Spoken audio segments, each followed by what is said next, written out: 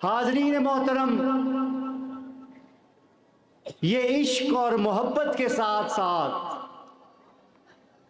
इताअत और इत्तबा का इम्तिजाज है। जब ये इताअत इश्क के साथ मिल जाती है तो अल्लाह ताला अपने बंदे को निस्बत रसूली अता फरमाता है। ये उसका नाम है, ये वो फैज़ है हाज़रीन मोहतरम, जिसका आलम सरकार दो आलम सल्लल्लाहु अलैहि व आलिहि वसल्लम ने हज़रत अबू बकर सदीक़ अकबर के हाथों में थमाया।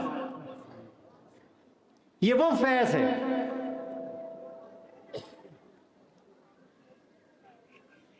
जिसे इमाम जाफ़र सादिक ने महकाया और ये बरे सग़ीर में हज़रत बाकी बिल्ला और हज़रत मुजद्दिद अल-अफ़सानी रहमतुल्लाह अलैह के पास पहुंचा।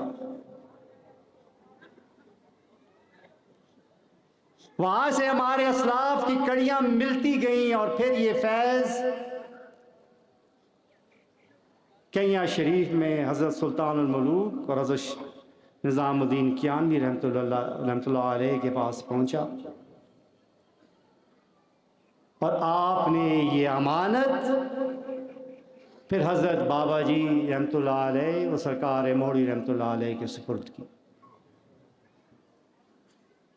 और ये वो फैज़ है निस्बत रसूली का हाज़रीन मोहतरम, ये वो रोशनी है, ये वो महक है कि जो इंशाअल्लाह रहती दुनिया तक कायम रहेगी। क्यों? इसलिए कि ये अल्लाह की बंदगी और नबी की ग़ुलामी का पैगाम है।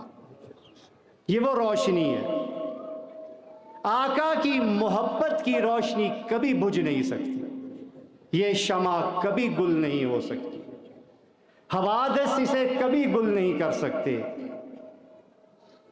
ये तो और ऊंचा उड़ेगी, और ज़्यादा महकाएगी, और ज़्यादा रोशनी पैदा करेगी